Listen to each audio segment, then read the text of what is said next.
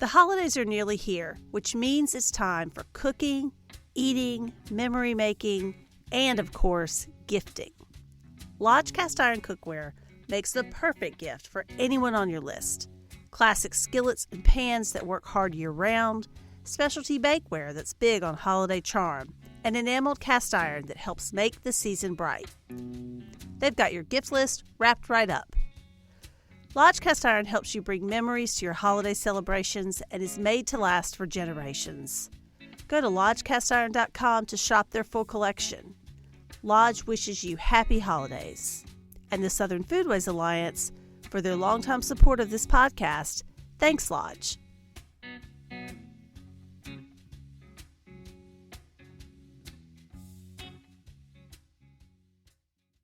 Welcome to Gravy. In this episode, Kayla Stewart explores the history of Black-owned grocery stores and markets. You'll hear from Black business owners who are trying to increase food access in Black communities. Why do Black-owned businesses matter in Black communities? Well, Kayla and the people she talks with have some ideas about that. I'm Melissa Hall. And I'm Sarah Camp Milam. You're listening to Gravy. Gravy. Gravy. Gravy. A production of the Southern Foodways Alliance, Gravy tells the stories of the changing American South.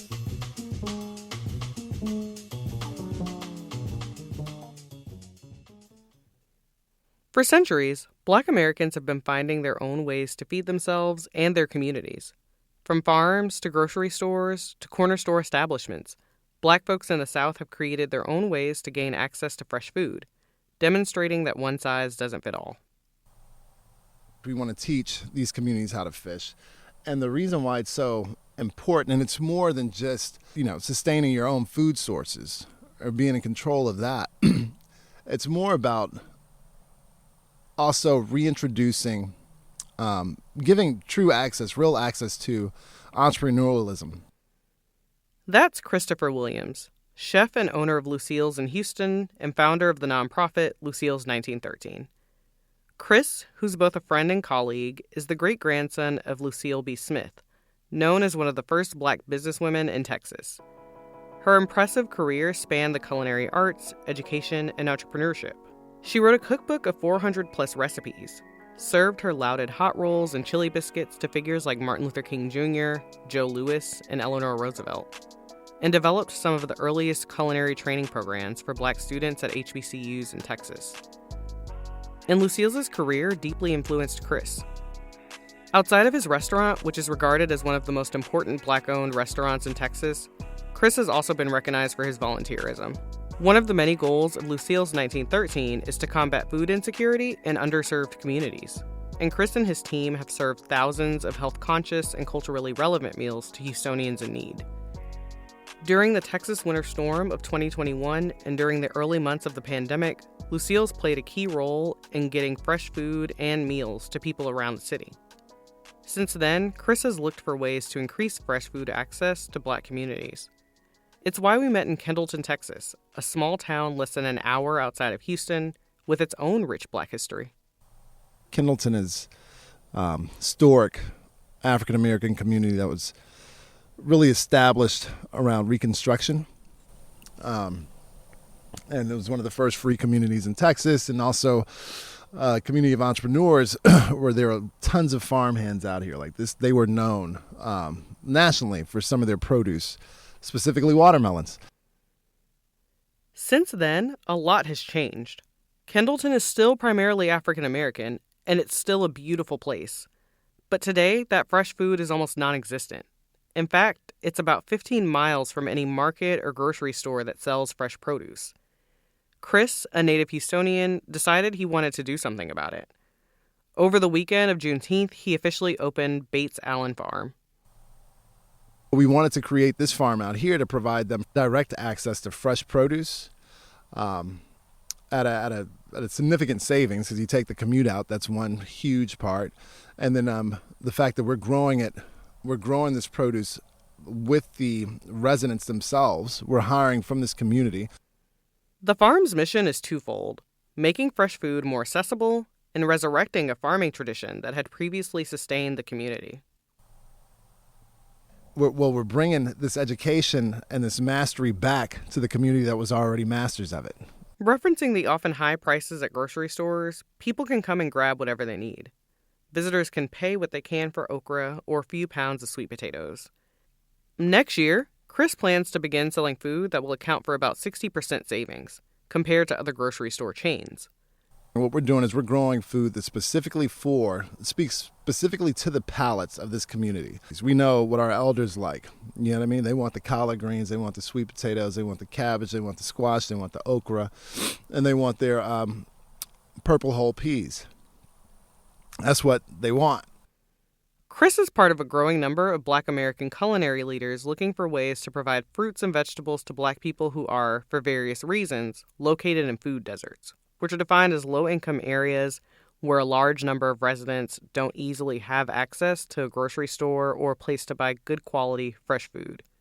In Philadelphia, Pennsylvania, Farmer John agriculture is known for its produce offerings, and at Black Market, Kentucky, grocers sell healthy and affordable food to combat food apartheid, which is defined as a system of institutional racial segregation and discrimination that divides those with access to an abundance of nutritious food and those who have been denied that access due to systemic injustice and racism.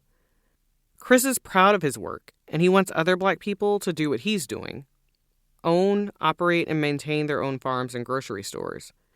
So he's also training young Black Americans about entrepreneurship and farming, too. We're trying to create a model to where people can not only learn how to farm, how to work the earth, master the earth, pull the harvest, but then also get to learn about the entrepreneurial side of it. They not only get to see the field work, but they also get to see the grocery store work and the management of that inventory, the life cycle of the vegetables, how you turn it, how do you make a profit off this stuff. Even though the profits aren't our thing, profits is how we keep the thing going. The farm is less than a year old, but Chris already has his sights set on expansion. By 2023, he's hoping to add a farmer's market that still prioritizes the needs of the community. His goals mirror patterns of other Black leaders in the South. In Columbia, South Carolina, Uncle Willie's grocery store has become a welcome addition to the community, both for its offerings and the Black owner behind it. Check out Uncle Willie's grocery store in the Elmwood neighborhood for all of your grocery shopping needs. This mom and pop shop is your one stop for local favorites, everyday basics, and everything in between. They sell the whole 9 yards. In April 2022, Krista Williams opened Uncle Willie's grocery store in Columbia, South Carolina. While she's not related to Chris, they share a surname and a similar mission. She wanted to bring quality food access to her Black community in the historic Elmwood, Cottontown area, a community that's historically been underserved. You see a lot of corporate grocery chains that may be moving on or expanding in more faster growing areas where you have people who are at the height of their careers and still are having children. There have been things that different stores have experienced, retail stores have experienced in particular areas. And so you've seen almost a mass exodus of grocers. And Krista says this mass exodus creates local problems. When you have a community with vacant buildings where a lot of big corporations have left, now you have a lot of crime and illegal activity going on. And when those grocers left, a lot of residents, particularly older residents who might struggle with technology or accessing public transportation, struggled to get groceries. Krista, a native of Santee, South Carolina, has lived in Columbia for decades and has been active in the city's local politics. Uncle Willie's is the first new grocery store to open in the Elmwood, Cottontown area in years, and Krista fought to get the city to understand why a grocery store in this area was important and why it needed someone from the community running the store to truly be successful. The county council or other officials, representatives in the communities have spent years talking with different corporate chains who never decided, hey, we want to come back to this particular area of town. It would have to come from within the community to come up with a solution. Why wouldn't we have someone in the community that would, take the challenge and just start a small store? Krista's vision for the store was rooted in community, like the neighborhood grocery stores that used to be common in Black communities. My vision when asked about my plan would be for having more access to healthy food was having more independent grocery stores, which is not a new concept. Many of our parents and some of us have grown up and may vaguely remember the mom and pop shops that a family owned that had grocery that was right there in the immediate neighborhood. To bring her vision to life, Krista leaned on these memories and focused on the needs of people in her community. Just understanding the idea of serving the community and relying on people that are already in the industry and utilizing them as mentors, I was able to get the store established. Opened in April of this year, Uncle Willie's is small but mighty. Unlike massive corporations, Krista offers many essential and common grocery store items, like elbow macaroni or juice. But she may have 1 or 2 brand options instead of 5 or 6.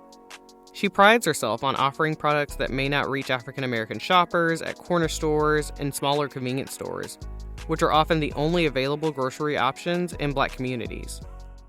Customers will come in and say, well, now I don't have to go on the other side of town to get this particular brand, or to get something gluten-free, or to get something grain-free, or to get this superfood powder. And in some cases, I'm literally the only vendor that I know of in the immediate area that have certain products for our consumers out there.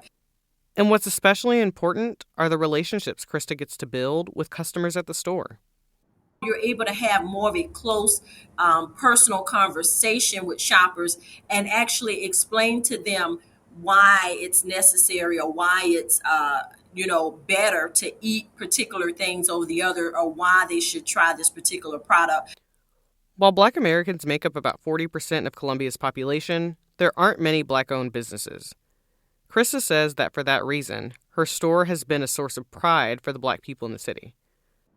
I think for the African American community coming into the store, they feel a sense of empowerment. And then when they come into the store, they feel like this store is a great representation of our culture. Chris and Krista have both found their own ways to bring better, more affordable food to Black Americans.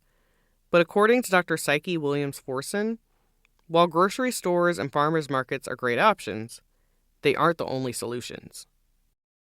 After this break, Dr. Psyche Williams-Forson shares the historic context and the social necessity for Black food sovereignty. Travel the highways to Loretto, Kentucky, and you'll find the Maker's Mark Distillery. A National Historic Landmark, the distillery welcomes visitors from all over the world to experience bourbon the way the Samuels family intended. The bourbon was created by Bill Samuels Sr., but the distillery in the bottle, with each bottle hand-dipped in that iconic red wax, was the brainchild of his wife, Margie Samuels. Today, Margie and Bill's grandson, Rob, runs a distillery and invites everyone to stop by and experience a home place of Maker's Mark just the way his grandparents had, with friends and great bourbon. For their dedication to the craft of quality bourbon making and their support of the Southern Foodways Alliance, we thank them. Maker's Mark crafts bourbon carefully. Please enjoy it that way.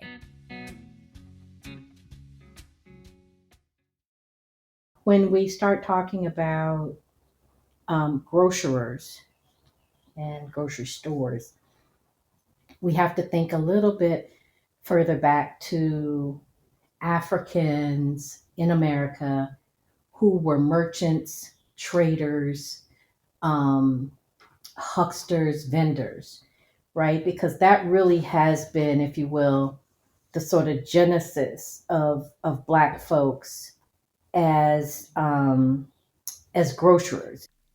That's Psyche Williams-Forson, professor and chair of the Department of American Studies at the University of Maryland, College Park.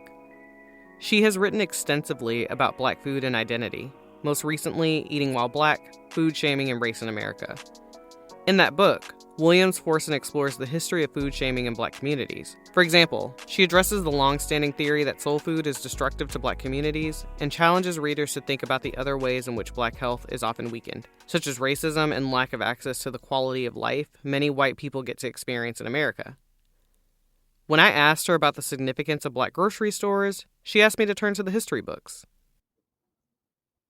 So in some ways, when you think about Black folks, I think you have to expand the definition of grocery store to include maybe vending on the side of the street, and you may have a number of different types of things that you're selling. Williams Forson says that after the Civil War, Black Americans were able to be much more mobile. Newly freed African Americans were selling things like food and household items out of their homes, or in any spaces or buildings they could acquire.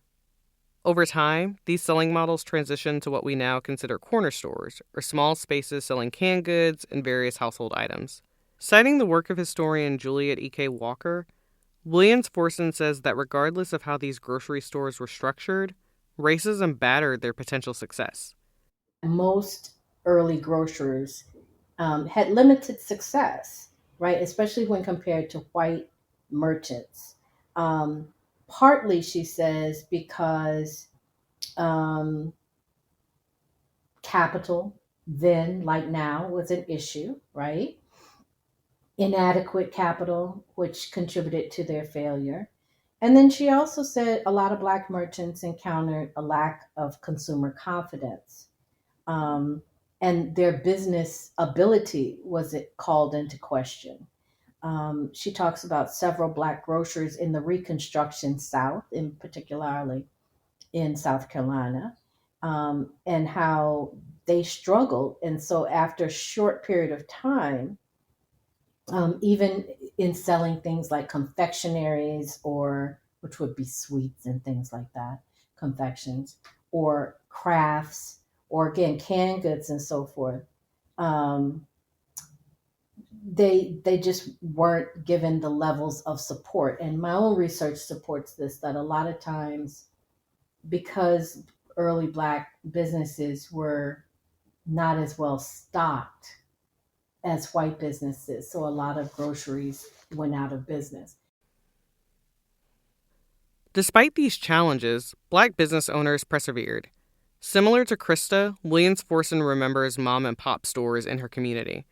Recalling a personal experience in her former home of rural Virginia, Williams Forson says that not only did these smaller stores and corner stores help provide resources for underserved communities, they also helped residents who may have been experiencing financial hardship.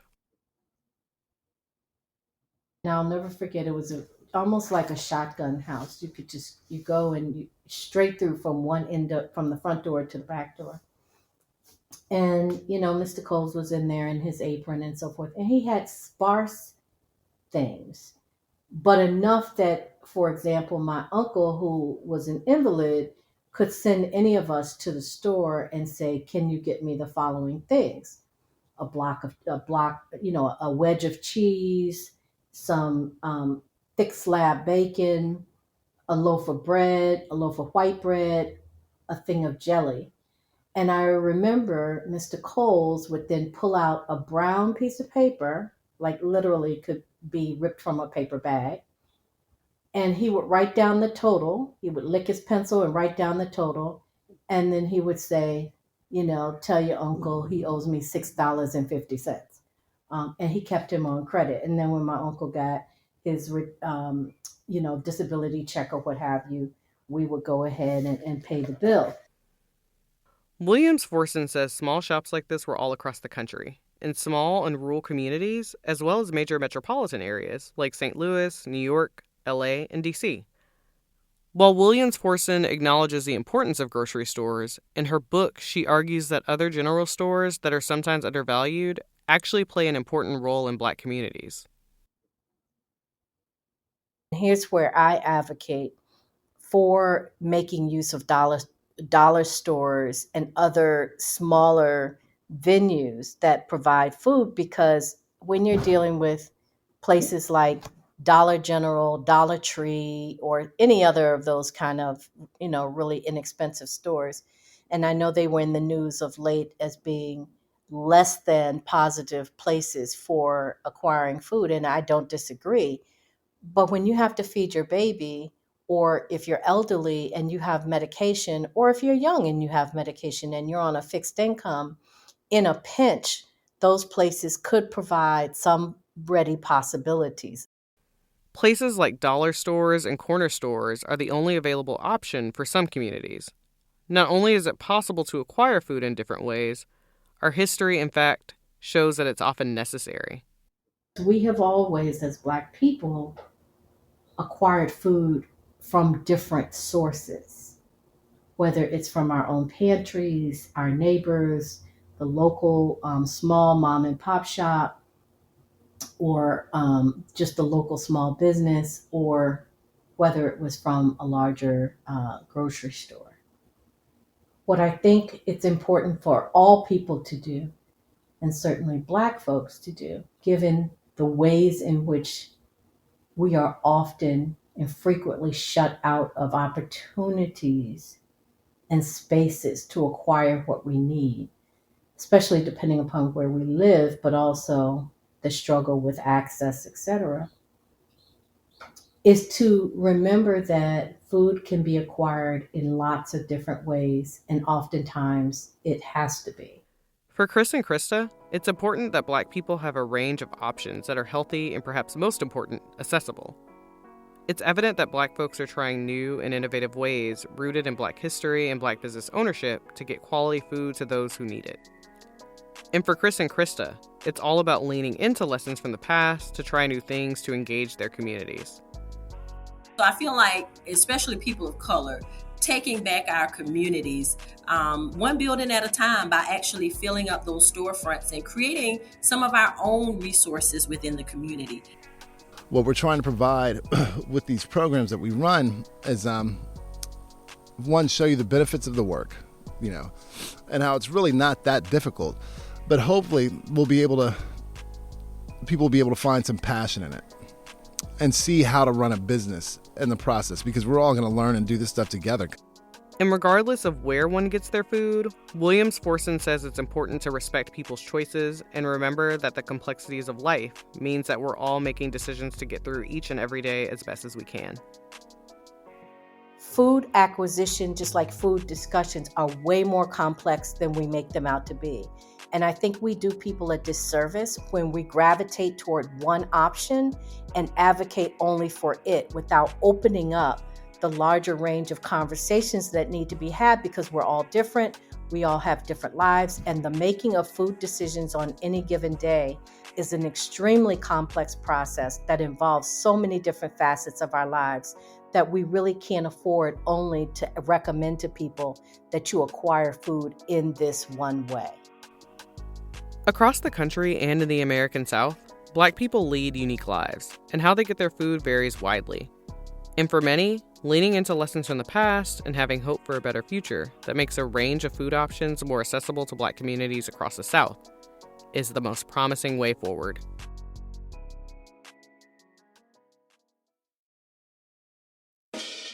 Kayla Stewart produced and reported this episode. In addition to her audio work, Kayla is a food and travel writer and the co-author of Emily Meggett's Gullah Geechee Home Cooking. We thank Wendell Patrick for Gravy's theme music and Jazar for our donor music. Thanks to fact-checker Katie King and editor Olivia Terenzio. Managing editor for Gravy and all other SFA media is my co-host, Sarah Camp Milam. Mary Beth Lassiter is our publisher. Visit us at southernfoodways.org to watch SFA's film about our 2018 Edgerton Prize winner, Jermaine Jenkins, and Fresh Future Farm, based in North Charleston, South Carolina. Fresh Future Farm's mission is self-determination through food justice. And after watching that film or listening to this podcast, please consider becoming a member or making a donation. Your dollars fund our work and help us make more gravy.